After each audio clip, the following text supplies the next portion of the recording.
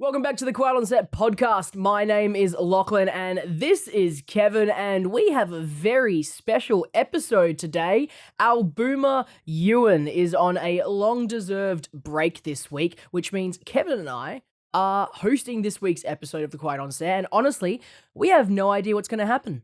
On episode 213, we are talking about Otters, incarcerated theater prodigies, and a crazy Hugh Grant, talking about Monopoly. Speaking of Monopoly, usually the news section has a monopoly on this entire podcast, but it's quite light this week, which is fantastic, which means we get more time to talk about what we've been watching, and we're doing that triple feature, which you just kind of teased for us there.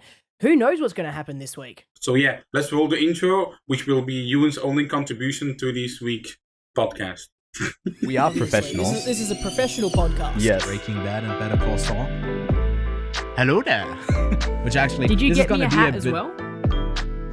Yes. So I've got Dooncam. It's just a camera with my Dune steelbook.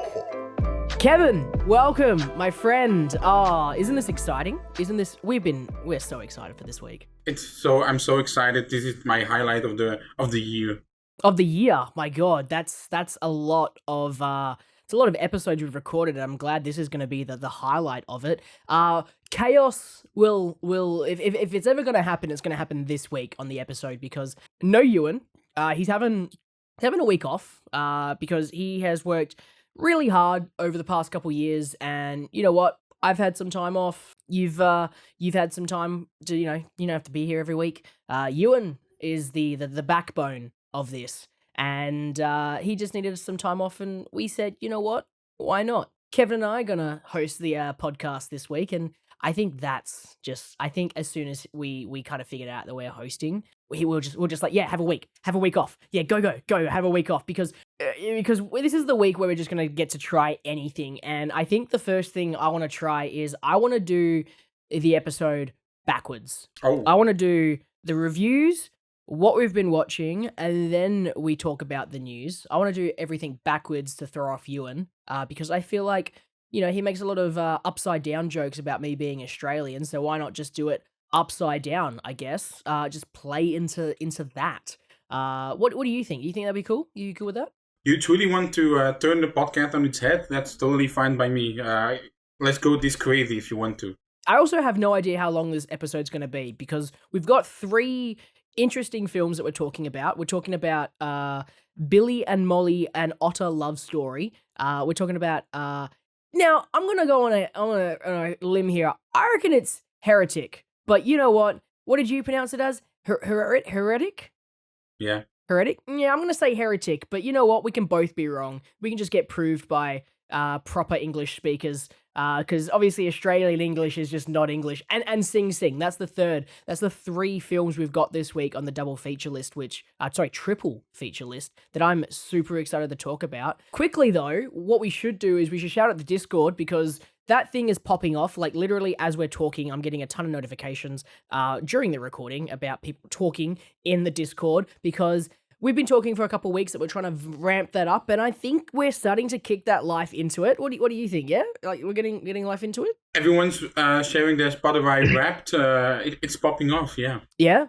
Well, Apple Music, because I use Apple Music, and I seem like the pleb who's using Apple Music, and everyone was like, "Ugh, that's not great." But we're sharing Spotify Wrapped at the moment. But we also drop lists in there. We talk like some news. We get like notifications when episodes come out. It's cool. We're building the life back in the Discord. You can find the link to join that in the description of this video if you're watching on YouTube. If you're listening, you'll be able to find it in the information as well. And before we actually get into it, Kevin.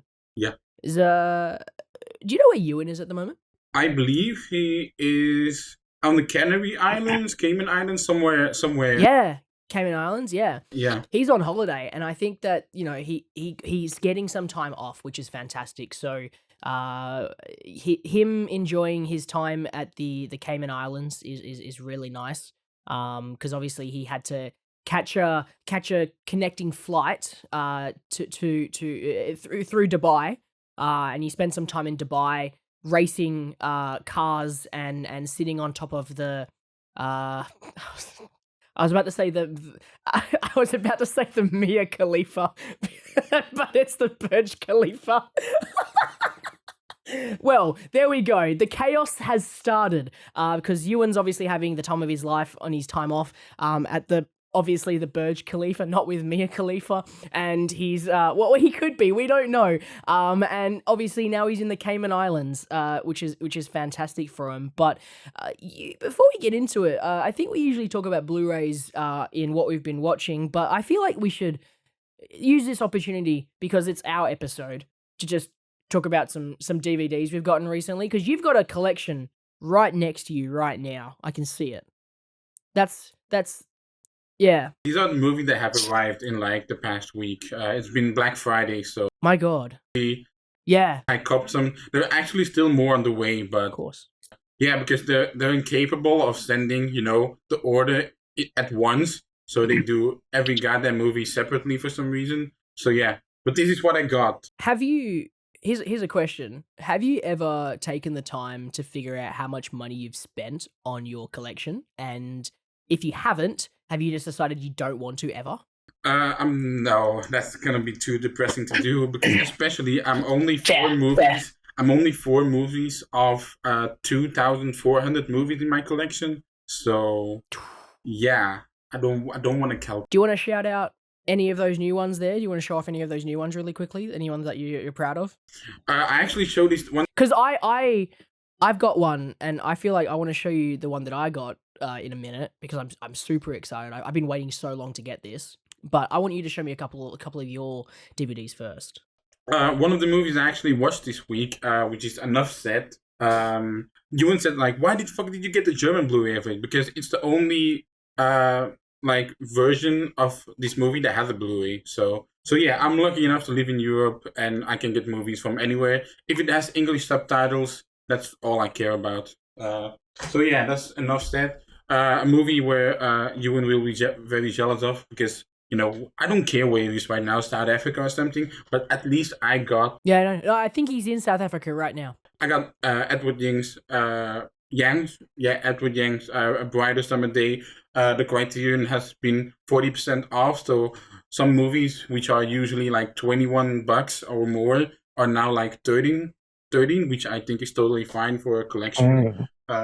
Yeah, item, we got 3 Outlaw Samurai. I'm an Asian film guy. Famously have been labeled that on the Quiet on Set podcast for some reason. I got the Thomas Crown Affair, Steve McQueen movie. By the way, I have not seen every movie I buy, but I have seen this one, which is Pinocchio.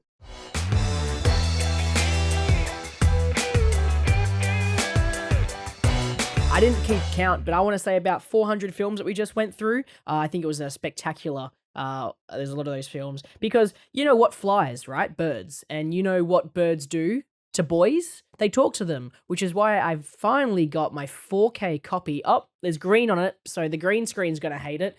Of The Boy and the Heron. Look at that. Look, it's green screen straight through. Incredible. That's all grass on there. 4K. This is the first Ghibli film in 4K. They've never done a 4K release. They've always done Blu-ray. It's the first 4K. Because I've got the rest of the filmography there. That's the Ghibli box right there in the background. This completes it. Actually, there's like a Miyazaki documentary about the Boy and the Heron. That's also from this year. So I believe it's on the 4K perhaps. So you can watch that. Super, super excited. That brings us into, I guess, the reviews. If we're doing this backwards. Right? We were doing the review. We're doing this in such a weird order. I love this. This is great. This is super exciting. I'm already into this. I think there's a segue sounds. Ba-da-da-da-da-da. So first up, we're going to be reviewing Billy and Molly, an Otter love story. It's directed by Charlie Hamilton James, and usually the way that this works is Ewan presents it and I read the synopsis. Would you like Kevin? Do you want to read the synopsis? Do you want to be the one who reads the synopsis? Well, I barely read synopses on this channel, so I'll gladly take the synopsis for me this time. Tell us what Billy and Molly is all about. So Billy and Molly, an Otter love story, is about a man who forms an unlikely friendship with a wild otter while living in a remote Shetland island. Yeah, I believe you have been there as well. That's incredible. Great. Yeah. Just there. In fact, he features in. He actually. Ewan's actually in this movie. He plays the otter. It's him. He watched Hundred of Beavers and he was like, I can do this. I can play the otter. Keith thought you were about to say like, yeah, he's one of the background seals. I was like, where is he going with it? He plays the coral. He plays the seaweed in the film. This movie comes in at 77 minutes, and if I'm honest, it has got praising scores. If I'm honest, there's not a lot of people who have logged this on Letterboxd at this stage. I'm just gonna quickly see how many right now at time of recording. Yeah, I think it's only like 3,000 people that have actually seen this on Letterboxd. 3,100 people have watched this, and 1.1 thousand people have loved it. 3.9 on Letterboxd, 8.0 on IMDb.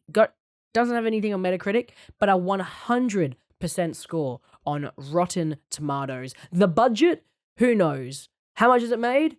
Who cares? Because this movie, it is just like a warm hug. I think it's just like a warm hug, wraps you up, makes you feel good, because I had an absolutely fantastic time watching this movie. It felt like a gorgeous documentary that I just wanted. It reminded me of, have you seen My Octopus Teacher? No, I haven't, but I know there's been a lot of comparisons to it.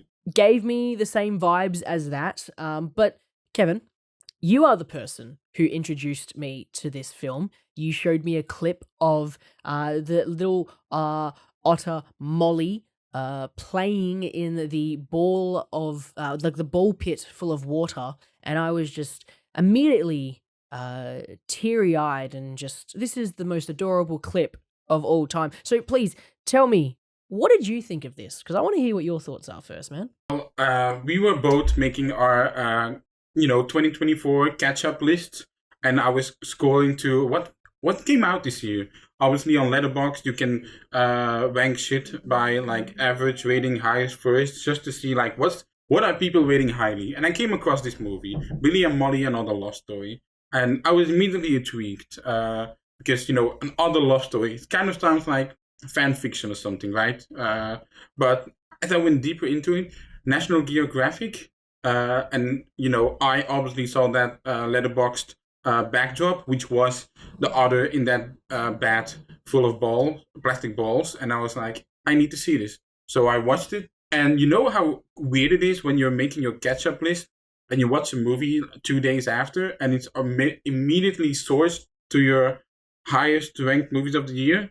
That was Billy and Molly, Another Love Story. And funnily enough, I've seen this movie twice now, Lachlan, because a couple of days after I watched it, my sister was like, I want to watch this too. And she couldn't stop shrieking. Like every time Molly came on screen, she was just like, so cute. Yeah, and I was so surprised by the actual story of this movie, because we've all seen those videos online of like the dodo, which makes these like heartwarming little shorts of like, hey, here's a dog, look how poor this dog is, but it's being raised, it only has 3 legs, wow, look how adorable and happy he is right now.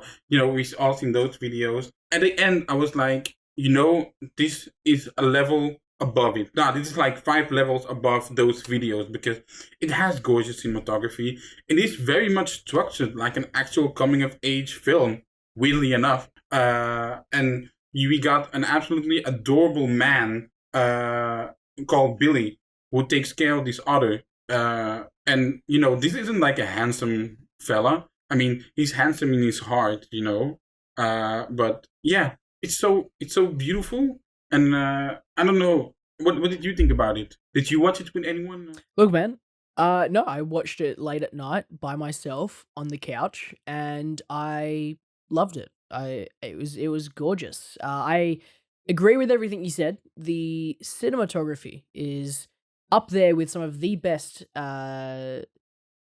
like National Geographic documentaries, David Attenborough documentaries. I think it's, first of all, the Shetland Islands is just a gorgeous place. And I think reason you and I both like it quite a lot is we've both recently replayed Death Stranding. And if I'm honest, the landscape of the Shetland Islands is very similar to the landscape in Death Stranding. And I immediately picked that up and I was like, maybe you like this a little bit more than you think because you're kind of vibing with the landscape of how gorgeous it is, because that game is gorgeous and this movie is absolutely gorgeous.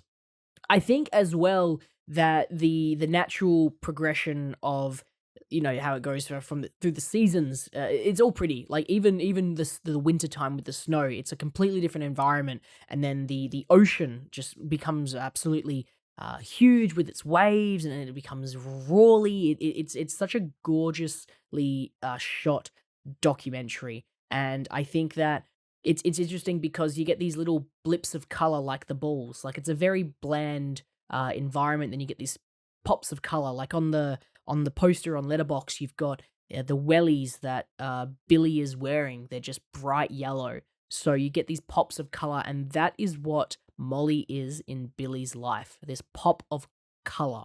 And it's funny because his marriage seems to be going downhill because Susan and him seem to be disagreeing quite a lot. And that's something that I just keep laughing at, is how many times they argued, well, not really argued, but like disagreed with where they were going. And Billy is just like the worst procrastinator of all time, just not building this extension to his house.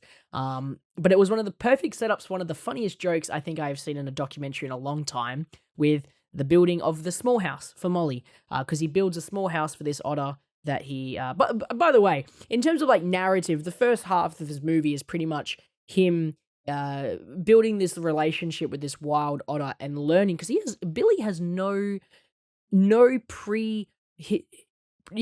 understanding of how to take care of an otter. He is not someone who has cared for a creature like this before. He has a dog, adorable dog, who, by the way, has better football skills than me in terms of soccer. Like that dog was just kicking that ball around the place, but he has no prior knowledge of how to take care of an otter. He's learning it all on the go, and it's terrifying, but it's giving him something. And they go into the story of how they can't have children, which I found quite interesting, and that's why he may attached himself to Molly in that kind of sense. And then they bring that narrative back later on when, spoiler alert, Molly leaves and then comes back with a baby because Molly's a girl. Oh my god, super cute baby otter. Comes back and he kind of talks about how, you know, he raised Molly, she's gone off in the world, she's made her own life, and now that's gone full circle, she doesn't really life. And then the ending of the movie is that disconnection and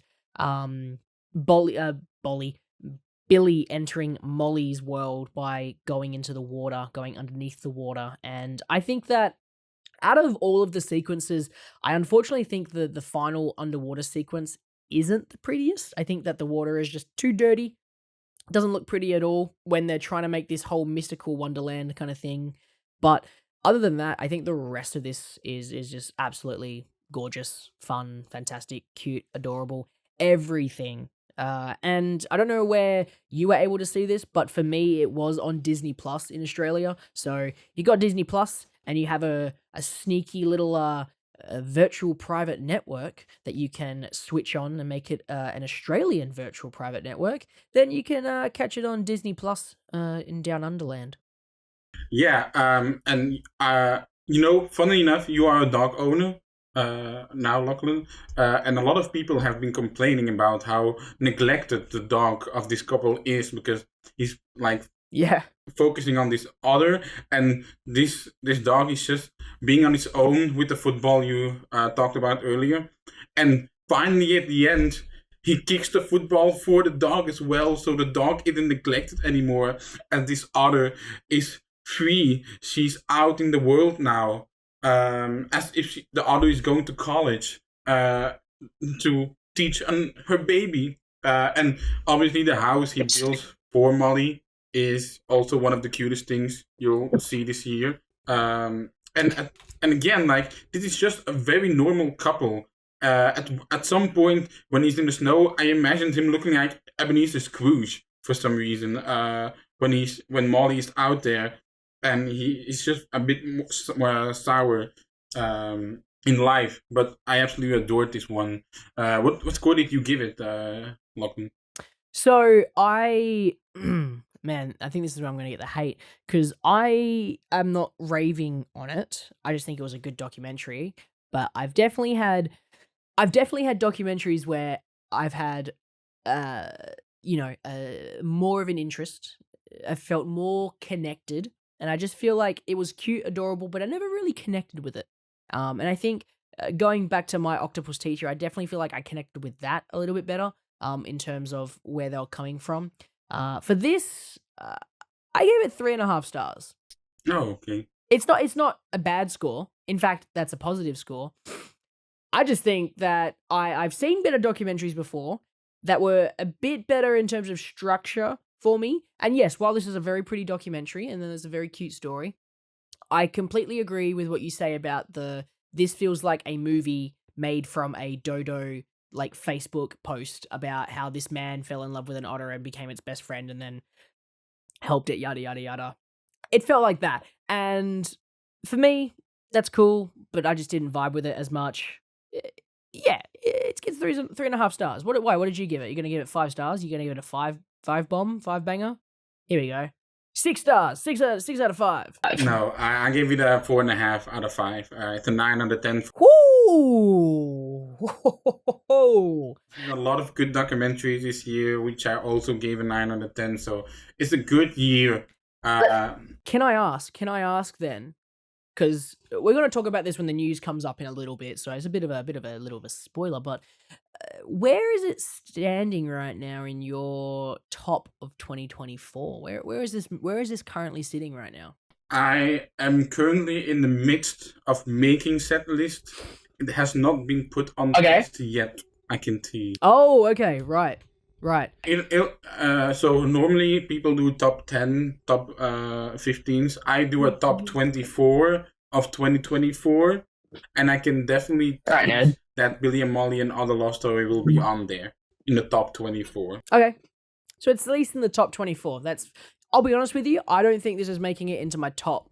Actually, before I say a number, how about I just look at my list? Because I've been throughout the year, I've been making my ranked list, adding the movies to it, and then playing it in there. If I'm honest, I don't think this is making it into the top 20.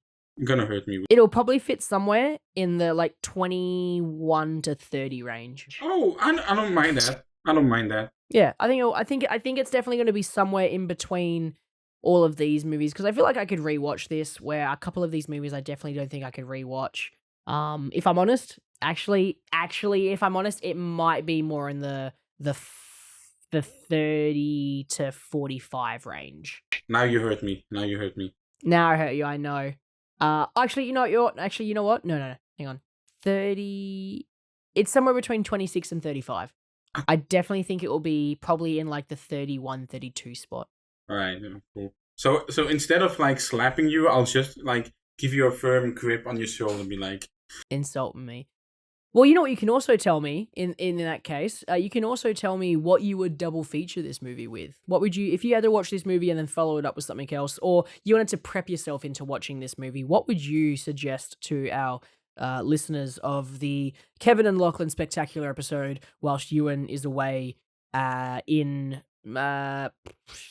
Alaska? He's currently in Alaska. He's currently just, doing things that Alaskan people do, which I'm not 100% sure what Alaska is known for. 1 second. Let me just, what is Alaska known for? Ewan's currently in Alaska,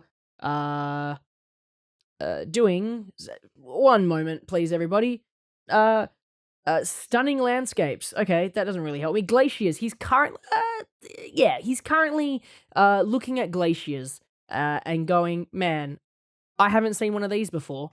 I'm not gonna lie, I think the stereotypical point of view of Alaska is that it's also a refuge for many criminals, but sure. And that's why Ewan's there, everybody. He's on the run. That's what we've been hiding. He's actually not on a break. He's actually on the run from Alaskan police, I guess. So speaking of, sorry, forgive me, double feature pick for Billy and Molly, an Otter love story. So obviously we gotta pick some sort of animal-related movie, right? We got an Otter, maybe also a movie that had a bit of maybe a bit of a movie that had a happy ending. So let me think of animal movies with happy endings. We got EO, we got Okja had a happy ending. Watership Down, sure, why not? Hashiko, surely Hashiko had a happy ending. Maybe Marley and Me, that also had like a super happy ending. But honestly, no, you know what? While I was looking for a double feature, I came across a letterbox list, which was Rodentia and Mustelidea, mice, otters, rats, beavers, and badgers movies. And in between those movies, a movie caught my eye, and it's gotta be Ratatouille. Why not, right? A man that forms a friendship with a rat and Animated. cook. I mean, why not, right? Why Why not? That's incredible. I like that. Yeah. I went down a different path because you said has to have animals in it. And I mean there are animals in this. I just don't think they really count as animals. I think they're more like aliens. I'm not 100% sure. But I decided to just make it match in a way, which is why I have picked Bill and Ted's Bogus Journey as my double feature. So after watching Billy and Molly and Otter Love Story, you can watch two men, Keanu Reeves and Alex Winter, Bill and Ted, or Ted and Bill in the order I said it in, fall in love with music in the sequel to the, was it 89 when the original one came out? This one came out in 91. You got William Saylor as Grim Reaper. You got a whole thing in here. It's them falling in love with music and letting it go out into the space. I honestly really couldn't think of a double feature, so I just decided to do something that had Bill in the first, like, 4 letters, and Bill and Ted's is the closest thing I could get to. So, actually, you know what? Before I got to that, I kind of thought of Billy and Mandy, the animated kids show that I used to watch, and then I was like, oh, but then I could also do Bill and Ted, and I was like, let's do Bill and Ted and go from there. So yeah, honestly, I think this is a recommendation from both of us, Billy and Molly and Otter Love Story. I think if you wanted to watch a documentary, you've got a spare 77 minutes on your end, give it a watch. Next up, Kevin, on our triple feature, Kevin and Lachlan spectacular episode without Ewan in the process, because Ewan is currently where, Kevin? Antarctica? He's in Antarctica. He is fucking penguins, not fucking he's not fucking the penguins, but he's like, fucking annoying the penguins. That was terrible. We're going to move on. Ewan is in Antarctica. I think he's currently, because I believe there's like an outbreak at Antarctica right now. Like there's some alien creature going around. He said to me like, oh, I was walking across Antarctica and I saw a helicopter chasing a dog. Yeah. Ewan, if you didn't know, Ewan's favorite actor of all time is Kurt Russell. He's currently playing all of his favorite Kurt Russell characters around the globe, which is why he just recently escaped from New York. He's currently having a lot of trouble in Little China. You could say big trouble in Little China. And obviously, now currently in Antarctica, where he's currently facing the thing, and then afterwards he's going to go and break Mario's heart by telling him that he killed his mother. That's a joke about Chris Pratt in Guardians of the Galaxy. There we go. I almost just said Chris Pratt in Lord of the Rings, and then I'm just sitting here, I'm like, how long is it until Chris Pratt is in Lord of the Rings as a voice actor of Gollum? Like how long is that going to take? It's probably not going to be that long. 40 minutes. We're doing pretty good for time, I reckon. I think we're going pretty well here. Speaking of time, spending time in prison. That's what Sing Sing is trying to... That was a segue. That is what Sing Sing has going all around it. That's right. Sing Sing comes from Greg Quadia? Quadar? I'm not 100% how to pronounce his name. Greg Kadar. Let's just say that. Quetta? Yeah. You know what? It's like cheddar, but with a K. Cheddar. I bet you it's Cheddar. I'm not going to help you. Greg Cheddar is the director of this. Coming in with Sing Sing. Kevin, would you like to tell everybody what Sing Sing is about? All right, synopsis time. Divine G, imprisoned at Sing Sing for a crime he didn't commit, finds purpose by acting in a theater group alongside other incarcerated men in the story of resilience, humanity, and a transformative power of art. Trust the process. You did a fantastic job. You know what? If you were in prison, I would definitely get you in one of the roles in the theater group. Trust the process. That is the little log line we've got there. From Sing Sing. It comes in at 107 minutes, and similar to Billy and Molly, highly praised, but this is across the board. A ton of people have seen Sing Sing at this stage, so while Billy and Mandy had a couple of people seeing it, on Letterboxd currently, 58,000 people have logged it and 26,000 people have loved it. 4.3 on Letterboxd at the moment. IMDb is sitting at a 7.8, which I think is a little bit low, but there we go. Metacritic is giving it a nice 84, and on Rotten Tomatoes, of course, it's going to have a nice big 98% over there. In terms of budget, couldn't find anything on how much it was made for, but I found a bunch of articles in regards to how people were paid, and a lot of people in this were paid equally from pre-production all the way to post-production. And when we say equally, it wasn't sort of like, we're going to pay you millions of dollars. We're going to pay everyone fairly. And there is sort of like this collective ownership of this film. And I think that I like to talk about sort of behind the scenes of movies and how they actually affect what happens. I think most recently, because someone watched Drunk, Mads Mikkelsen, the one from a couple years ago, and another round, I told them about the unfortunate accident that happened with the director's daughter. And I said to them, I was like, that will influence how someone makes a film. And I think that the collective love of people wanting to tell this story and how people were like, I'm happy to just go equals and halves on these and we make it fair, just adds to this film into what it provides you. And at this stage, it has grossed $2.9 million. It's a very small number for a film that is honestly I'm going to say right now, one of the best movies of the year, one of the best character drama movies of the year. I said it. And again, I'm getting into the news early, but this has been on the top of a number of big name top lists of 2024 as those have started to come out. Kevin, Sing Sing, you and I both finished this 5 minutes before the episode started, before we started recording this. So this is fresh on our minds. I would love for you to tell me what you thought of Sing Sing. Now, prison movies, we've seen a lot of prison movies, and over the years there's been a bit of a rampage again on them. Like one of my favorite movie, it's a bit of a miniseries, but Time with Stephen Graham and Sean Bean was an absolute magnificent prison drama. Banger. Obviously, whenever there's a prison movie that comes out and obviously has such acclaim, you obviously need to check it out. And Sing Sing, I gotta say, it did meet the expectations I was having of this movie, because obviously you hear the rave, and whenever you hear people raving about a movie, your expectation automatically rise. And when you watch the movie, eventually watch the movie, you're like, oh god, I really hope it delivers.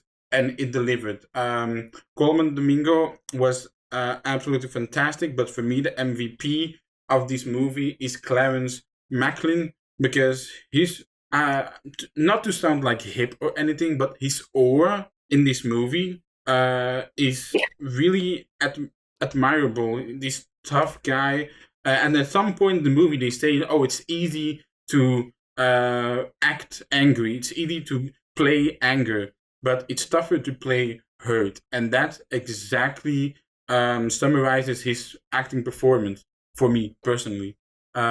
Absolutely loved the movie. I will say I have a bit of a problem between the relationship between Divine G and Divine I and the ending, but aside of that, across the board, really, really loved it. What about you, Ewan? You already said one of the best. How high is it among the best of the year? What'd you just call me?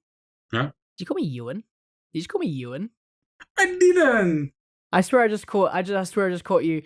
I'm gonna get an instant replay on that because I'm the one who's editing this episode. Really, really loved it. What about you, Ewan? You already said one of the best. Ewan. Totally didn't say Ewan because Ewan always calls me Lachlan. Okay. So I totally didn't do that. But honestly, it's like because Ewan's not here right now. He's currently in South Africa? where haven't we said yet? I feel like we've already said South Africa during the DVDs. So let's go Egypt. Let's go a bit north. Let's go north. He's in Egypt. Yeah, he's in Egypt. There's like a mummy. Because of the play, because of the musical. Yeah, exactly. He's experiencing Sing Sing because Sing Sing was one of these movies that I had on my watch list really early on. I was very, very keen for this movie. So when it came around, similar thing, I had a lot of expectations, and I will tell you for a fact right now, it delivered. And honestly, a lot of these claims all came around from Colman Domingo's performance, which I think is absolutely stellar. One of the best of the year, and I think is 100% Oscar nominated. Yeah. Going to be happening in the next couple weeks, months, whenever they announce that, but that is going to be up there. And I also agree. I think Clarence McLennan did a Divine Eye, did a fantastic job, and I think that, once again, supporting actor nomination, I can totally see that being up there as well, because they both were the glue that kept me together, because that was just stellar, and they are the two that you are focusing on.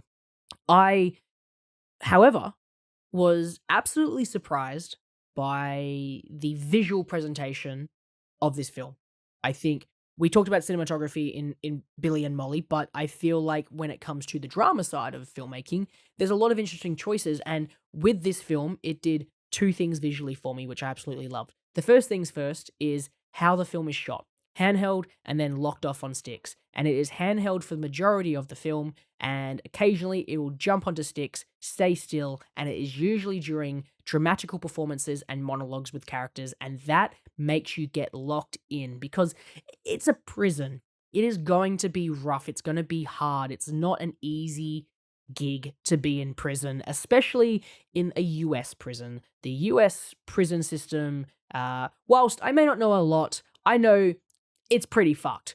And if I would like to go to any prison system in the world, I feel like that's probably going to be one of my lower ones. That's not, like a country that's ruled by a dictator. I feel like that's probably the worst type of prison that you could go to. But when you have handheld, you have this sort of feeling of being there with the characters. And that is something that is super important in a movie like this, is getting to a spot where you can feel and you can relate to characters that you may not be able to relate to, right? You may not be able to relate to someone who is in prison, especially because these people are in prison. Whilst you don't get to know why everyone's in there, they're in prison. So immediately you have this thing where you're like, I don't know if I can relate to these people. But whilst that handheld and locked off change of cinematography was one thing, I think my favorite thing about this movie was the juxtaposition of creativity in prison. The fact that prison, especially in like the US, it is designed to remove an individual's individuality. It is meant to make you a number. You get the basics, food, water, shelter, and you go about your days. You're living out your sentence. You don't have any luxuries, right? You don't have windows. And later on into the film, there's a monologue about how a person who is an ex-convict wakes up at 4 a.m., makes donuts, and that gives him joy. There is the story of him putting down his dog, and it's sad, but it is something that these guys don't get to experience. They don't get to experience these human things anymore because they've got that human element ripped away from them. They're just living out their days. So it is interesting to see this ability to make them creative, let them be creative in a space where your individuality is taken away from you, is one of my favorite elements, I think, in a film this year, that is just so visually striking, of how vibrant the costumes are, how beautiful the cinematography is, and then it's back to the way that the prison system is. It's bland, it's white walls, it's square, there's no circles, it's all that. and that is one element to this movie that I absolutely adored and loved. Like you said, prison it's a certain way of life. It's a minimalist way of life, but where you don't have much.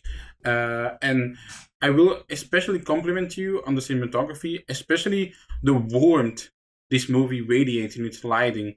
You know, there's obviously a shit ton of movies where in the prison it's very gray, it's very muddy. Sing Sing doesn't really have that. It very much has a little society going on between these walls, between these between these fences. What I wanted to say, and the warmth that what the fuck I want to say, and the warmth that is radiating in this theater program is reflected in the cinematography and automatically translates over into the emotions that these characters have going on between them. You wanted to say something about the music as well? I do, because I feel like the music complements quite well. Because funnily enough, there's not a lot of music in both terms of score and, let's say, like needle drop music beats moments. In fact, there is only one moment off memory off the top of my head right now where there actually is music, and it's right at the end of the movie, and I'll talk about that in a second. But I felt that the audio design was fantastic because you get just a lot, because like in the theater it's loud, it's play, but in the prison it's quiet. You get like a lot of static shots of quiet prison walls, and that's different to how they're reacting in the workshop scenes where they're, play with your bodies, play with your voice, project your voice, and there's a great scene between Colman Domingo, Divine G, and Divine I, Clarence McLennan, when he Divine I does his first sort of big monologue as Hamlet, and he has to kind of get him to realize you're not, because he says you're looking down, you need to look up, you need to own the place, and those scenes, because at the end of the day, while we're talking about all these visual stuff and sound in a second, it's a drama. So we'll get to like characters in a second and story in a second, because that is at the core of this movie. It's a drama. It's a character drama. But to the music, the score was very simple. It was strings or piano melodies that played in certain moments, and that simplicity then helps that at the end, when you finally see Divine G leave those prison walls, and the first bit of music that plays is an actual song, a full song with lyrics, guitars, drums, all of these live musical instruments.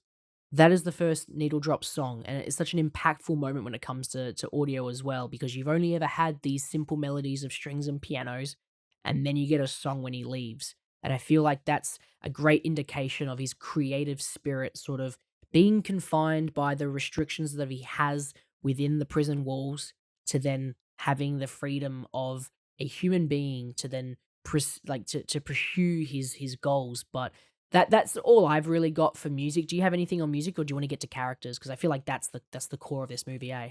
I really like the thing they did with wind. Whenever we are in these walls, it's just like the wind whooshing throughout the room, through the windows, to the grates of the prison doors. And whenever they're outside, and even at some point, Domingo says like, man, this is the only place you can catch a breeze, which is obviously that little notion of freedom, like, it feels so good. Though that's really the thing of sound that stick to me, that's stuck with me, I guess. So character stuff, where do you want to dive into? I just want to quickly get to how, because obviously at the core we've got Divine G and Divine I, and that's really the only narrative that I give a fuck about. I don't care about any of the other side characters because they're my core, and I love the change. I love the change of Divine G being this guy who's chill, calm. He has this, this golden bullet to get out of prison, and then Divine I has his parole meeting, but he's this real prison archetype of, dealing drugs and, mean, yada, yada, yada. And how through the Sing Sing program, Divine I gets essentially a new perspective, his third eye opened, a new perspective on prison life and how he should really treat. I'm going to get in there, and Divine G through his unfortunately bad hearing and Divine Eye's positive parole hearing about him eventually getting parole. Yeah, I just find that the change of Divine G becoming a bit of a mad bloke just happens a little bit too quickly. I wish it bubbled up a little bit more. But I liked the moment. I liked the scene. I just found that a lot of the drama happened towards the end of the movie, and I feel like it would have been a bit better if it was spaced out, maybe 10-15 minutes before, where all of the things start to kind of fall into place. And I get it, like, you're setting up these big dominoes that fall and then little dominoes all fall, but I feel like in terms of pacing, a lot of it happens at the end, so there's a lot of just people having aneurysms and people like changing their feelings towards things and people yelling, and I'm just like, there's a lot of stuff that's happening. Narratively, I think it's fantastic. I think the movie's great. I just felt that it happened all too quickly, and that's the only gripe I had with the movie is towards the end, everything happens, and I'm just like, fuck. I actually have the same problem, especially with Divine Eye's character, because, Divine Eye clearly has these walls, like emotional walls around him, that kind of go up as he gets into the Sing Sing program, but those walls really, like, shattered immediately. Like, it wasn't like Colman Domingo's character, like, was kind of kept hammering and hammering and hammering on Divine Eye's wall. Then eventually they dropped down. But no, they kind of like went away in an instant, which is one of the two issues I have with this movie.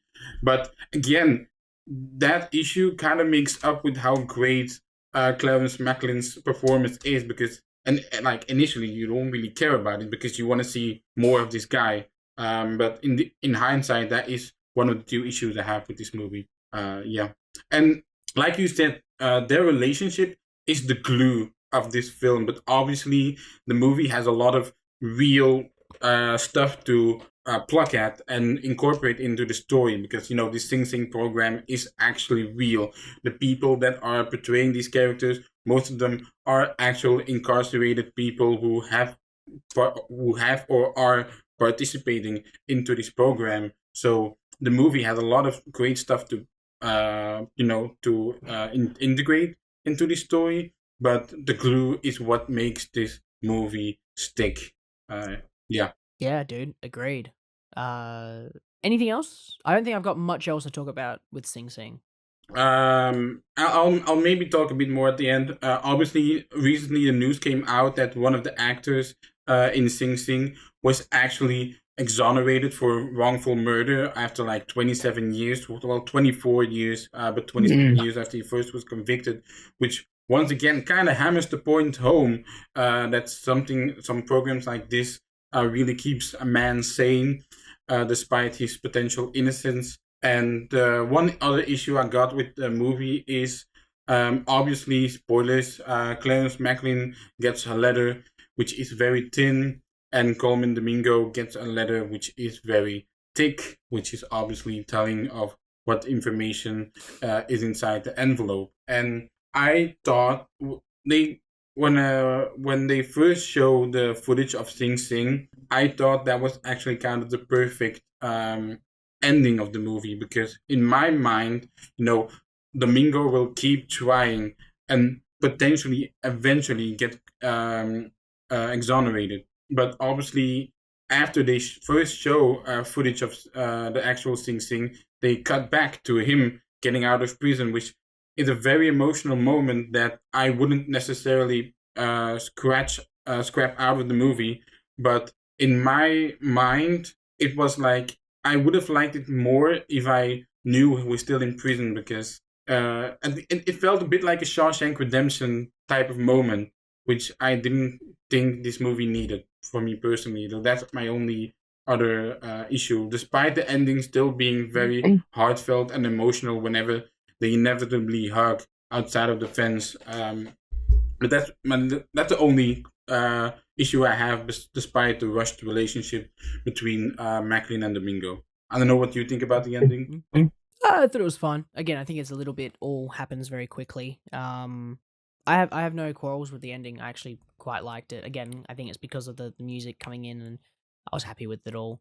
But you make a really cool note with obviously the actor being exonerated, and I don't know if I said this, but most of the cast is made up of formerly incarcerated members of the real life theater troupe. So again, there is a lot of things that happened behind the scenes of this movie that make this movie juicier, that make this movie more, and you can't say that, you know, you can't say that things don't affect the fiction, not the fictional drama, but the image that are presented to you.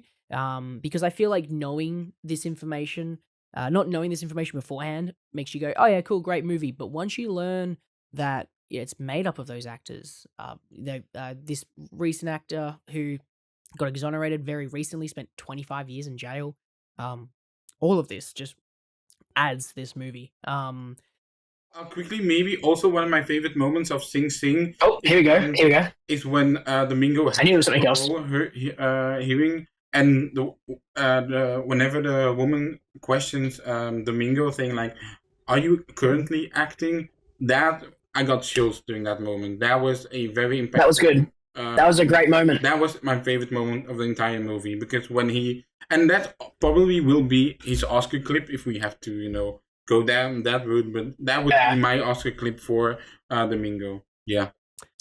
So I have 4 questions for you, I guess, and these are my questions. Yeah. First one is score. What's your score? I'm gonna be that guy, Lachlan. I'm gonna be that guy. I'm giving it an 8.7 out of 10. I'm that guy. I don't think it's up there with 9 because of my issues, but it's not an 8. Yep. It's way stronger than that. So I'm giving it an 8.7 out of 10. I'm going just below that. Okay. My 3 other questions are Colman Domingo nominated for Best Actor. Yes? No? Yeah, sure. Why not? Yes? Clarence McCallum, Best Supporting. I think him and Kieran McCulkin are locks for nominees. Yeah. Okay, A Real Pain. Yeah, okay, cool. Third one, Best Adapted Screenplay. Oh. I want to say yes. I'm gonna say yes. I think yes. I know A24 is making a push because they're re-releasing the movie, and it'll be a discourse-heavy movie. So why not? And while I love the cinematography, it's not going to be in the cinematography category, not in directing, not in score. It's going to be in none of those, nothing like that. But I think the 2 actors, acting, supporting, and then adapted, I think is like, I actually think it's a lock for adapted. I think it's definitely going to be in there. Maybe even small things like costumes, like it could get in. Yeah. Why not? Yeah, I could see that. What's your score for the movie? I'm giving it 4 stars out of 5. Oh, you went kind of low as me then. Oh, wow. So I loved it, right? I really did. I enjoyed it. I think on a rewatch, I could probably give it 4.5. I don't think it's a 5-star movie, because I don't think everything is perfect. I love a lot of elements to it, but I just don't think the whole thing is fully complete. Especially I think for like side characters, I just don't. I never really connected with any of them. But I feel like at its core, it is strong. It is fantastic performances, fantastic writing, and I think the cinematography is stunning, and the music is good. But I just don't think it's to the same levels of other movies. But I think it's I like, you know what? You know how you said like it's a, what did you say, like 8.5? It's not an 8, it's an 8.5, and because it's like it's a solid 4. Like we're talking like we are on the cusp of it hitting 4.5, but it's just not there. What's your second question, by the way? Well, what movie are you gonna pair it up with? What's your double? Oh, fantastic! So you know how I came to Bill and Ted, right?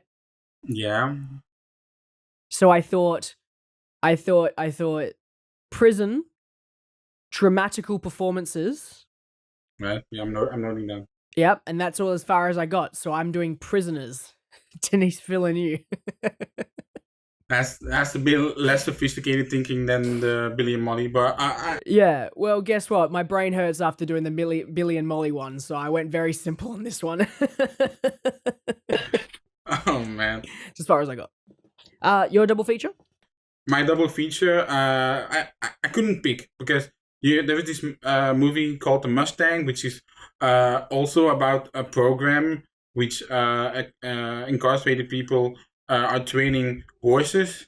So, and it's also got a great leading performance from Matthias Schoenaerts. So I thought that. And also because there is a relationship in this movie that's quite tense, I went with Startup. Ben Mendelsohn, Jack O'Connell, I forgot his name. But those two, again, clue of the movie. Solid. So those are my two picks. Yeah, man. So next up on our watching list is going to be Heretic. Heretic comes from Scott Beck and Brian Woods. And Kevin, for the last time today, can you please read out what this movie was about? All right. Two young missionaries are forced to prove their fate when they knock on the wrong door and are greeted by a diabolical Mr. Reed, becoming ensnared in his deadly game of cat and mouse. So, what are the scores for this movie online? Question everything. The scores online right now. Letterboxd, 3.4. IMDb, 7.2. A Metacritic at 71. And a Rotten Tomato score of 91%, which I actually think is quite high for this movie, which is crazy. As I said before, it comes from Scott Beck and Brian Woods. Where do you know these guys from? Well, there is one movie you would know these guys from, and it is the 2023 film 65, starring Adam Driver. 65 million years ago, there are only two survivors on a spaceship, and they crash land on Earth and have to fend off dinosaurs. Was it one of the best movies of last year? No. But what do they bring us? What do they bring us this year? This year they bring us Heretic, which I'm super excited for. Comes in at 111 minutes. The budget was estimated to be at $10 million, and so far, pretty much the most successful one out of any of these movies. It's grossed $38.8 million worldwide. So definitely made back its money. And you know what? I think I know why. Kevin. Oh, tell me. But before I tell you why, I want to know why you think it's made that money. Tell me, what are your thoughts on this movie? Oh, there's the cliffhanger for you. You weren't gonna say. You want me to go? Okay, fine. I'll go first. I'll tell you why. Tell me. It's Hugh fucking Grant. Hugh Grant, because I went and saw this movie with my dad, and he's not a big horror guy, right? And I said to him, I was like, look, it's horror. He was like, oh, I'll put my pants on. And I read out the logline to him in the logline, the synopsis, sorry. And during the synopsis, it actually has in brackets on I think it was Google, it had Mr. Reed, played by Hugh Grant. And he was like, Hugh Grant? And obviously knows him as Hugh Grant from rom-com fame. So what the fuck is Hugh Grant doing in a horror movie? And I'll tell you what, he's fucking killing it, man. My God, he is such a charismatic dude. Apparently a bit of a dick behind the scenes, but a charismatic dude. Because this entire time, I was glued to the screen. I was having such a fun time. Whatever that man said, I was just like, that's great. That's spectacular. I'm so excited for this because he carries this confidence, this swagger to him. Every time he put his glasses on, I was like, what are you doing? Why? I'm analyzing him, and it turns out he was analyzing Sister Barnes and Sister Paxton in this film. And first of all, obviously, our two main characters, played by Chloe East and Sophie Thatcher, Sister Barnes and Sister Paxton, they do a great job. Honestly, they do a great job. But once Hugh Grant is on the screen, I am so sorry, but Hugh Grant just took me by the hand and took me on a journey that I didn't think I was going. Funnily enough, I don't think I was going to enjoy this movie. I actually thought this movie was going to be a shit. I actually thought this movie was going to be, like, not a good movie. I thought this was going to be one of those A24 flops. And at first I was a little bit confused because there were elements that I liked. Like, one of my favorite things, like, this is such a random thing, okay? And you might think this is super random, but I love this. And I really want them to do this more often. but the opening credits were in the corners of the movie, of the screen. I loved that. I was able to focus on the image and not have some random fucking name pop up. I could just roll my eyes to the corner and go, oh yes, produced by such and such. I love that. And I was like, okay, I think I'm into this. I think I'm really into this right now. And as soon as they get to his house, and as soon as he opens the door, and I'm just like, oh, Mr. Grant, hello. I'm thinking about all of the movies I've seen him in, all the movies I fell in love with him in. And now we're here, and I can tell you for a fact, he is the reason I had so much fun in this movie. I mean, do you know one of the first things you see as you enter his house? One of the first things you see as you enter his house is like a photo of him, of a younger version of him, and he's like laying on the couch like this, and he's like a dog in front. Oh, with the dog? Yeah. Yeah. See that, and it's just like, oh yeah, that's Hugh Grant from like the earlier rom-com. Yeah, but Hugh Grant. I love it. It's great. It's quite funny how we got two rom-com idols, right, this year with obviously Demi Moore in The Substance, and now we got Hugh Grant in Heretic. We got two actors that are sort of flipping their persona 180 around.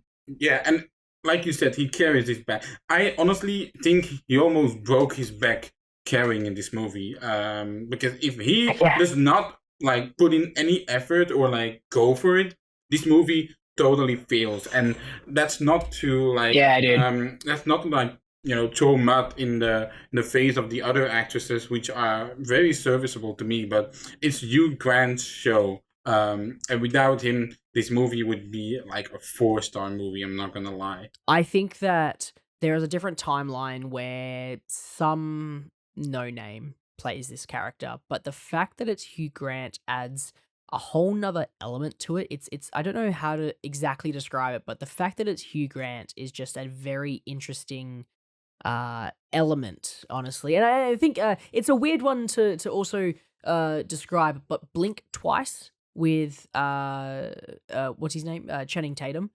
That's an interesting one. I was like, if it was anyone else other than Channing Tatum, I don't think it would have worked. It was just something weird about Channing Tatum being that character, and it's the same thing here with Hugh Grant. I agree. There is nothing. I have nothing against Sophie Thatcher or Chloe East's performances, and I think that if I'm honest, I started off just not liking them as characters. I was a little bit bored by them, but once we started to have more conflict between them all, that's when I started really enjoying it a lot more. And I think that, funnily enough, without getting into major spoilers straight away, Sophie's character, Sister Barnes, is the one that I'm locked onto the most, because Paxton kind of takes a back seat for a little bit, and then Paxton then takes the driver's seat for the later half of the film. And that I didn't, well, immediately Sister Barnes was my favorite, and I was like, fuck, why am I all of a sudden now having to listen to Paxton do all this stuff? Because I wasn't engaged with her narrative at all, but I'm forced to like it.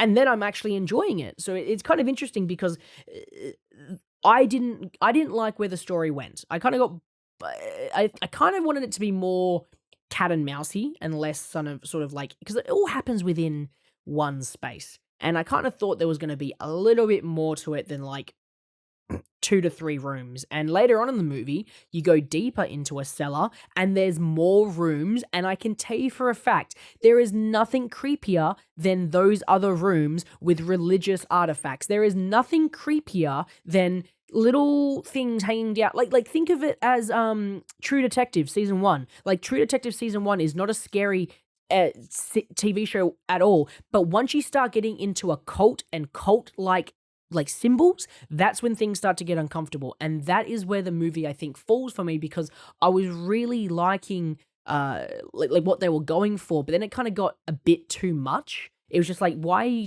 you're rambling on the same beats? I want to see more like crazy shit. I want to see more like, and then obviously it's sort of like I say Wizard of Oz because I recently watched Wicked, but like the ignore the man behind the curtain, right?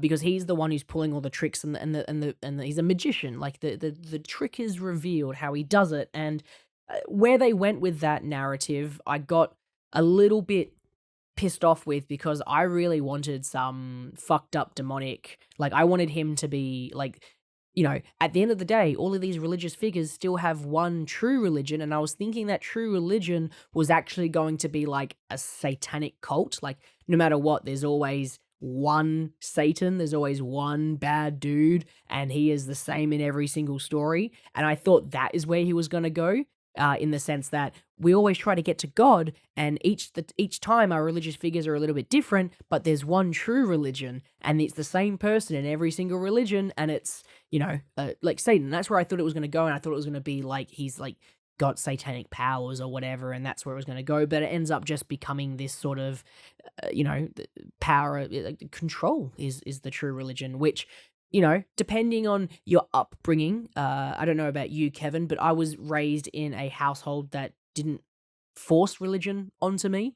It was go at your own pace. You do whatever you want. So I feel like some people who grew up in more of a religious household might not like the film as much as those who grew up in more of an atheist or an agnostic household. But for someone who is an atheist, essentially, that's what I identify as, I liked it because I have actually gone on a journey of religion, funnily enough, throughout my younger days in high school, because I went to a Anglican school and they did religion classes, and I actually did a lot of research on a bunch of religions. So when Hugh Grant's like, yeah, so there's Judaism and then there's Islam and they're super similar to Christianity, and I was like, actually, you're not wrong, because I've read some of the texts and I've read some of the things in each of those books, and there are similarities, and I totally get that. And I actually did a report on Scientology in year 9, which was really fun because I said pick any religion, and I picked Scientology.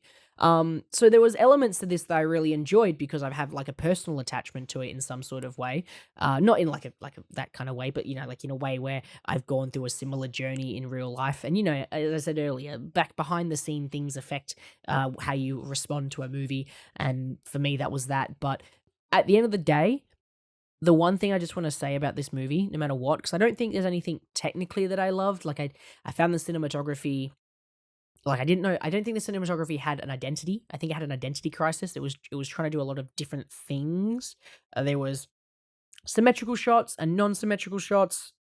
There were push-ins. There were these weird close-ups that we had. Like it seems to have an identity crisis with how it wanted to shoot this movie, and I think that's why I didn't really enjoy it. I still think the movie was pretty. I just don't think it really knew what it was going for. And I think that in terms of score, it didn't really do anything for me. This movie was just a lot of fun. And that is something I feel like I haven't been able to say with a lot of movies, is just like, this movie was just fun, and that was enjoyable. It is a lot of fun, and you say the movie, you say that cinematography had an identity crisis. I think the movie had an identity crisis. We mentioned Monopoly earlier in the podcast, because Hugh Grant makes the comparisons of Monopoly board games, earlier and newer iterations of it. And I thought that's a great jumping pad to dive deep into all of these iterations. And like you said, with these rooms, I thought like, oh, they were going to put in one room, and then Mormonism was going to be put against Christianism, and then they were going to go to the next door, which is like Islam. And I thought we were going to dive deep into those and truly break down their beliefs, like he suggests the ladies to pick once they go to one of the doors. And I thought we were going to get that. And it kind of meandered around. Then they want to do horror stuff, but they don't really go fully into that. I don't know if it's like a PG-13 thing. You never know with these horror movies. But we didn't get that either. And when we get those door things, like you mentioned earlier, I was frustrated as hell, because I was like, where was this the whole movie? And like you said, in cinematography, also with like the top shot, when she's going through the rooms and she comes back into the main room, I'm like, yeah, that's a cool shot. If the layout of the house was a bit more interesting as well, which they go through this one door and that's kind of it. And like you said, they build up one of the sisters who has like a lot of backstory, has scars on her body. And I thought like, oh great, I'm so interested to follow her. And then Hugh Grant slices her up, which by the way, again, spoilers, then she comes back alive to kill him, which I'm like, that's fucking bullshit. She's dead. She's been bleeding out for like 20 minutes already at one point. So that's where the movie kind of loses me. But Hugh Grant once again is the savior of this movie. The savior. It's kind of ironic. If he wasn't in this movie, I do think it would have been an A24 flop, as you said earlier. And maybe the writers or the filmmakers were too scared to like offend anyone with the whole discourse about religion. But I think they would be offended anyway if you did that whole monopoly. Take it further if you're already there. Yeah, man. So yeah, that's my problem with the movie. I agree. Like they made a movie that's gonna piss off. Like I think it's like 85% of the population identifies with a religion of some kind. It's like, well, you're gonna piss off the majority of the population by making this movie and making a movie about challenging the idea of organized religion, and that's a funny stepping stone. But by not committing ultimately to like the whole thing, I think is a bit of a misstep, and in the end making this I don't want to say like a miracle actually happen with Sister Barnes like pulling herself back up and taking out Mr. Reed. But for me, I just felt that I agree. It didn't commit to the part of what it wanted to say, and I feel like it did want to go down the satanic route. But I feel like it just wanted to play that case of, not satanic religion. We're just no religion at all. I just want to control you sort of situation. So it's interesting where they go. I agree. I just don't think they go anywhere. Stupid. By the way, you haven't mentioned, you know who's in this movie? Topher Grace is in this movie. Topher Grace? Yeah. Nothing happens with him. Yeah, dude. Okay, so the setup of him and then the payoff of him, it ended up just being a joke. And that's why I'm okay with it in the end, because it ends up being a joke about the pamphlet, and I'm like, okay, whatever. But it feels like I mean, I also feel like there was that setup and payoff. Sorry, with Topher Grace's character, what's his name, Elder Kennedy. But I also feel like there's a not like a non-setup, but he constantly talks about his wife, and then there's never a wife, and he talks about how his wife built the house, and I got really interested with this wife character because she does not exist, and I kind of thought that she was going to appear in some sort of way, and I feel like that was a setup that never really went anywhere, and then eventually it was like closed off by being like, there is no wife. But why make it a character so prominent then, right? Why make it a character that built the house? Because you said the wife, unless he's lying, obviously. But yes, what were you gonna say? Or like make the prophet the wife, like there is this woman. Well, yeah. When I still thought it was going to be like a satanic thing, I totally thought that's his wife. That is his quote unquote god. She's the one who built the house because she's the one that has all the demonic powers or whatever. He's just a figurehead, right? Or like a disciple of some kind. That's where my mentality went, but ends up just, the magician's trick being. And you know what? I like the fact that they went down the whole, you can't physically beat him, so intellectually beat him, outsmart him, challenge him. And I liked that storyline a lot more than like trying to physically escape the place. I actually didn't mind that idea, and I really did enjoy that. But yeah, it's interesting. It tries to say, I mean, it even says something about like kids on TikTok, right? Like the opening of the movie is one of them getting their skirt pulled down to see their magic underwear. By the way, I don't think we've pointed out that we dress like Mormons today.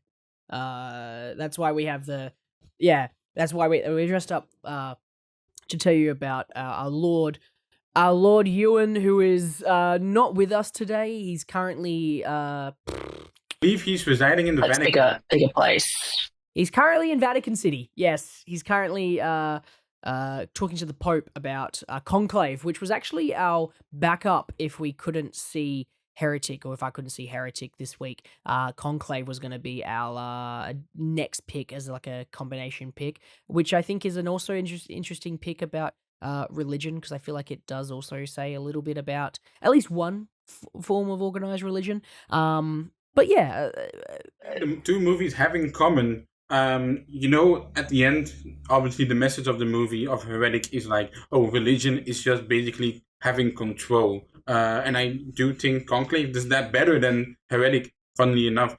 And I do kind of like the message of Heretic of saying, oh, religion is just having control. But I just don't like how they got to that conclusion in Heretic. That's a major letdown for me. Do you have anything to add about Heretic? No, I don't. I think that's it. It's a lot of fun. Honestly, I think people should actually go see it. I actually think I had a lot of fun with this. If someone's just wanting a little bit of enjoyment and they don't want to watch a movie about an otter, and they don't want anything too serious, like a dramatic, cool retelling of a story about incarceration and theater within incarceration people in the US prison system, then go see Hugh Grant being Hugh Grant in Heretic, whatever you want to call this movie at this point.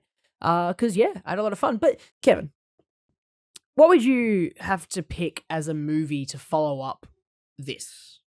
Wit. Well, if you want a movie that actually does the whole questioning beliefs and conversation right, there's this little movie called The Sunset Limited, which is Samuel L. Jackson and Tommy Lee Jones being in a room. Tommy Lee Jones, this suicidal person, and Samuel L. Jackson is this very religious person who believes there is more to life than what Tommy Lee Jones' character is currently thinking in his suicidal state. And this movie is actually based on a play. It takes place in one room the entire time. And I think it does what Heretic wants to do much, much better. So if you want to see the better version of Heretic, without minus all the horror stuff, The Sunset Limited is your choice. So that's my double feature. What's yours? So when I was in the theater getting ready to watch this movie, I finally have seen the new trailer for Nosferatu, and I thought of vampires, and I thought, oh, wouldn't that be fun? And then they obviously challenged the idea of religion, and there was a very charismatic person at the center of this movie. So for me, I had to think about what I wanted to do as a double feature. I like vampires, which is why I'm talking about vampires right now. And I like this idea. And you know who doesn't do good movies but does really good Netflix miniseries? Mike Flanagan. And he does a miniseries starring Hamish Linklater, who is a very charismatic bloke in this TV show as Father Paul Hill. And Midnight Mass is what I want to double feature this with, because I think it is a nice little thing to follow up on, because it is sort of a continuation of like the religious story and challenging religious ideas, but also a lot of fun. I had a lot of fun with Midnight Mass, and that's why I'm kind of including it in there. It's on Netflix. It's a breezely 448-minute miniseries. I've given it 4 stars. I think someone else should go watch it after they've seen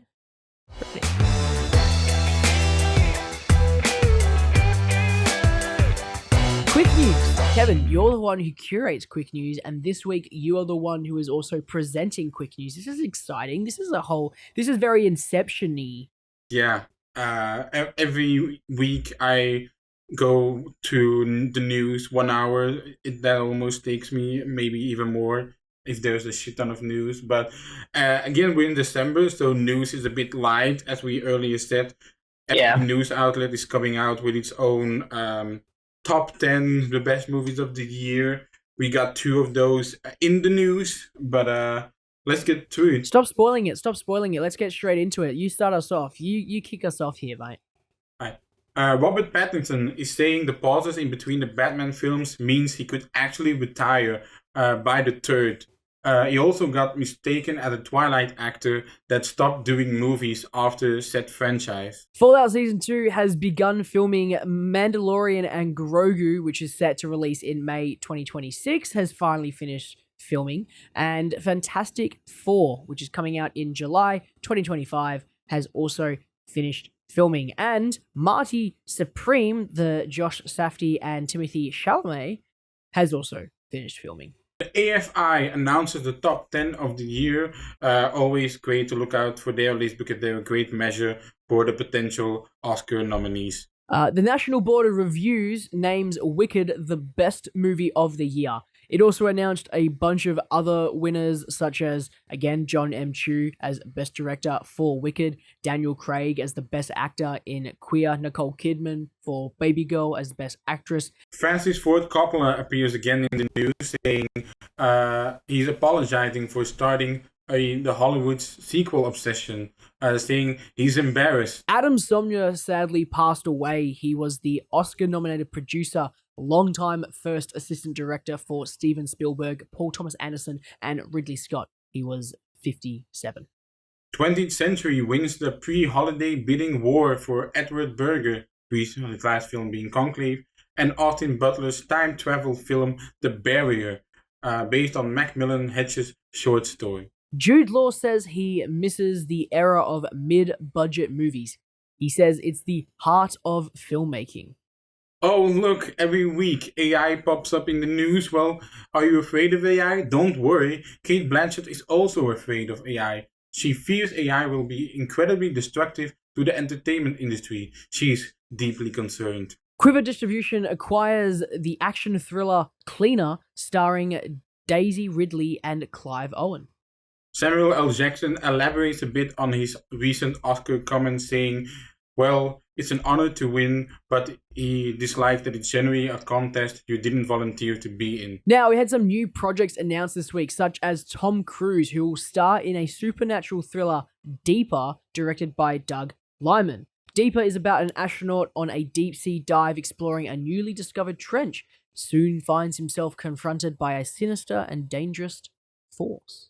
Aisha Porter Christie is adapting Nathan Ballingrud's sci-fi thriller novel The Strange for Black Label Media. J.D. Diller, who is known for Devotion, will direct. Jorma Taccone from The Lonely Island fame is set to direct Searchlight comedy DNA, starring Ben Schwartz and Sam Rockwell. In casting news, apparently 32k kids auditioned for Harry Potter. That's too much, honestly. And Ewan watched every single one of those auditions and hated every single one.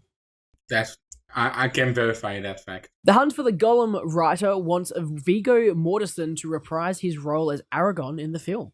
Arturo Castro joins Apple's live-action Matchbox from Sam Hargrave, known for his Extraction movies. John Cena, Jessica Biel, and Sam Richardson are also in the cast. John Cena and Eric Andre are to star in Netflix comedy feature Little Brother. Elizabeth Olsen joins Julia Roberts in Sam Esmail's Warner Brothers thriller Panic Carefully. You know, perhaps Sam Esmail from Leave the World Behind. And finally, to end us off with the news, some box office numbers for you. Moana 2 sails higher with a $389 million worldwide opening, which makes it the biggest ever for an animated movie. So, Kevin, that brings us to the end of news, and usually we like to discuss a couple of things. You have one thing that you'd like to quickly make a note of, and that's the word of the year, 2024 word of the year is brain rot. Yeah. I don't know. I thought it was a fun thing to mention because in Belgium we also have like a teenage word of the year, and we have like child word of the year. And I don't know what the child word is anymore, but it's always so weird. Like the nominees are like Skibidi, Sigma, and you're like, I don't hear a kid saying these words, but apparently brain rot is 2024 word of the year, which I kind of agree with, because that term has dominated discourse. So many influencers are saying that. I know it famously for Jinxie, because whenever he pops up on my shorts, he's always saying brain rot. I don't know, have you encountered the word brain rot? I have, and I don't love it.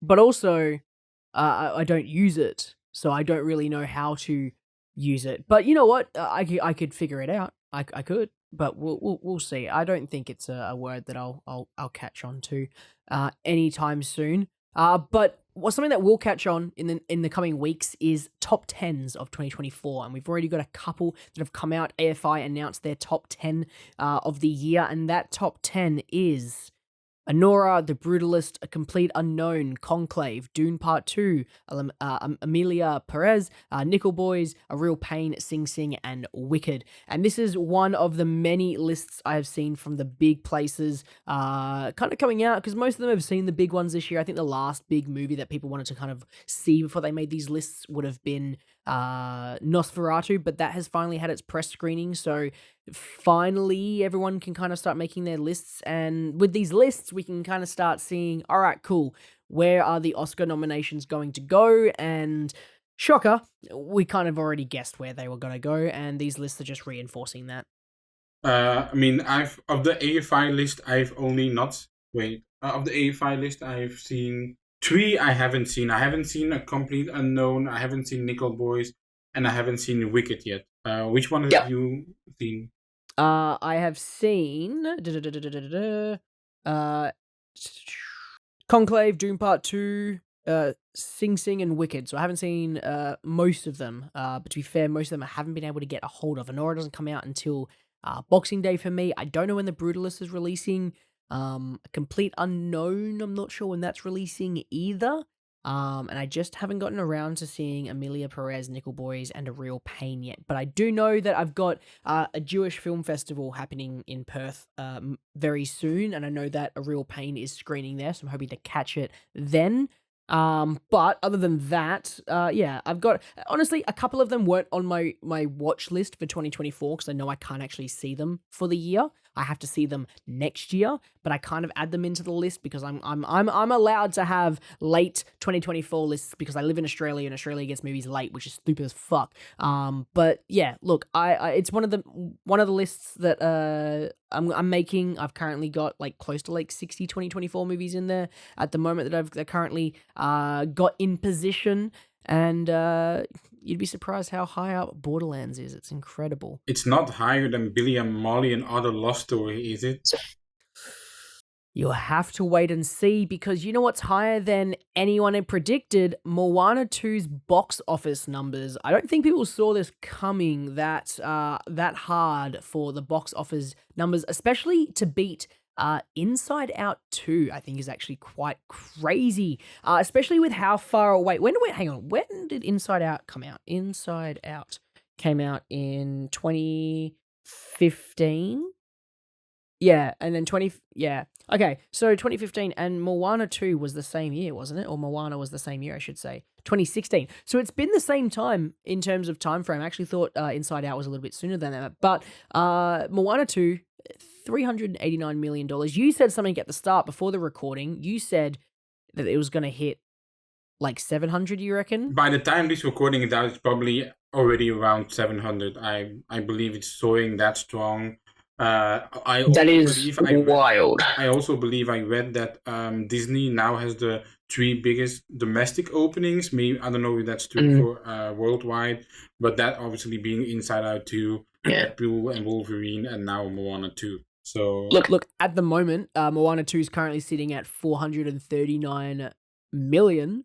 This is recording on the 6th of December on a Friday, and at this stage, if we just kind of go box office, domestic, let's go, you know what, let's go worldwide. Fuck it. Let's hit this worldwide. Inside Out 2 is currently still sitting there at 1.6 billion. Deadpool Wolverine is 1.3 billion. Despicable Me 4 didn't hit the billion mark, but 969 million. But then you go down to Doom Part 2, which is at 714, and then Godzilla, which is 571 million, Kung Fu Panda 4. Look, it is a very small year of the $1 billion club. Only 2 movies hitting that. And do I think Moana 2 will hit $1 billion? I don't think it will hit $1 billion. I think it will just scrape underneath $1 billion. I think Moana 2 will ride. You reckon it hit $1 billion? I reckon the wave will die out sooner. There's our predictions. Look at that. I don't know. It out the holidays, and the fact I'm surprised Moana 2 got this high, because you also have Wicked. But apparently families are seeing both, which I it makes sense. Like if you want to watch another movie, and they probably have trailers playing of the movie in front of both of them. So it's kind of like programming together. So yeah. Yeah. But I haven't seen Moana. I haven't seen Moana 2. I haven't seen Wicked.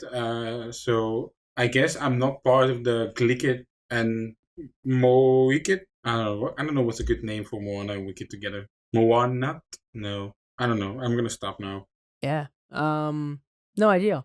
But you know what? They haven't really stopped, and that's spitting out John Wick sequel spin-offs and everything in between. Because we finally got our first look at a poster of Ana de Armas in the upcoming Ballerina from the world of John Wick. Well, I am keen for this. I don't remember the director, but the director is a bit of a hired gun. And obviously, they're in the early process, in the test screenings, it wasn't being positive at all. So Chad Stahelski came in, like Ian McShane told the whole story of the Ballerina reshoot, which I found admirable that you're even saying that on live TV, but he did.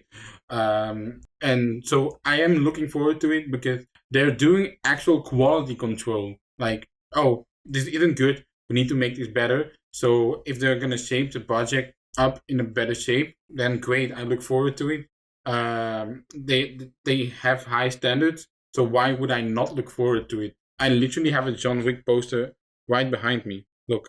So yeah, nice. I'm a big fan. I'm a big fan. John Wick 4 is in my top 5 of that year. So yeah, I'm looking forward to it. Are you looking forward to it? Yeah, I am. I think I am. I like Ana de Armas. That's all I'm gonna say. I like Ana de Armas and I like violence. So I'm in.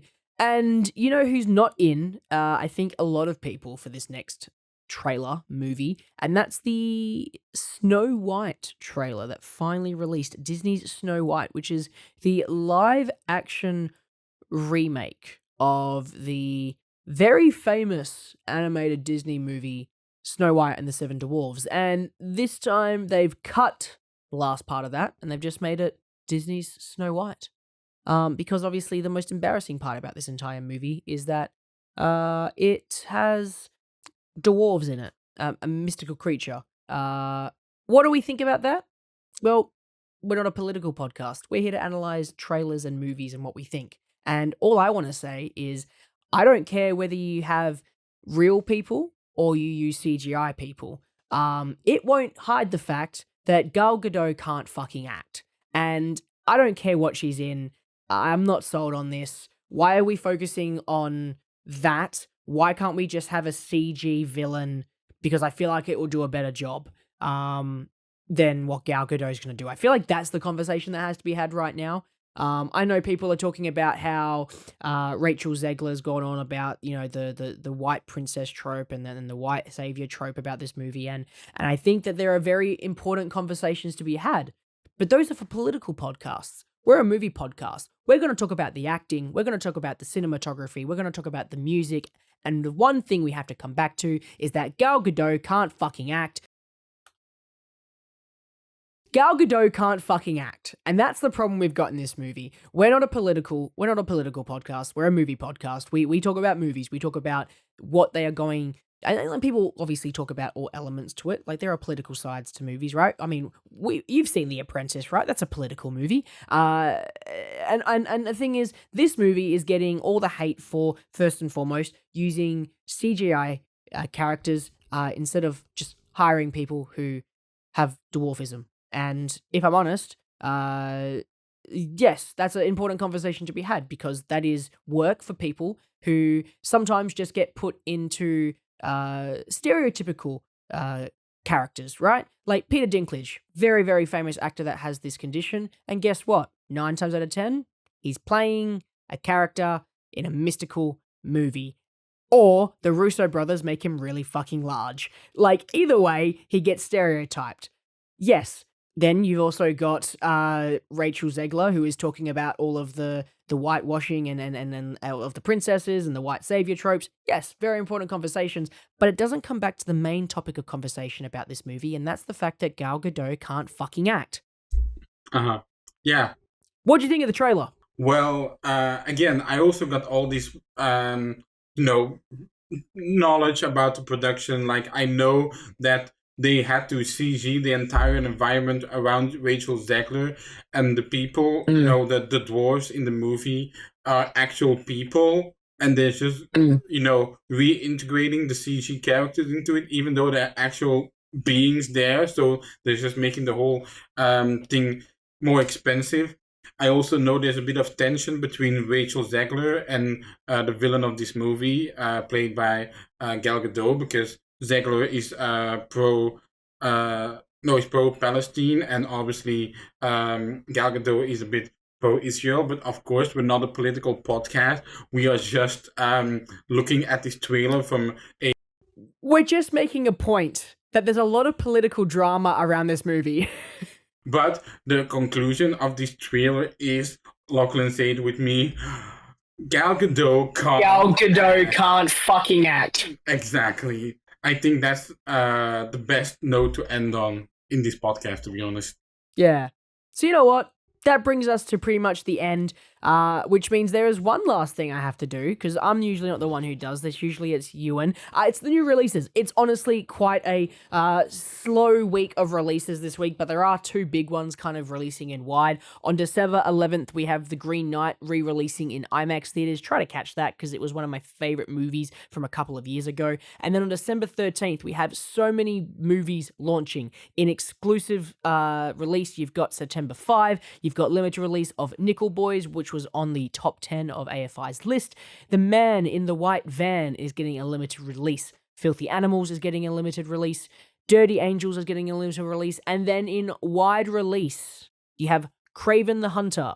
Is Sony going to fuck up another universe? Are we going to have another Madam Web on our hands? Another Morbius on our hands? Well, only time will tell, and we only have to wait 1 to 2 weeks, depending on, or maybe even 3 weeks, depending on where you live, to just witness it.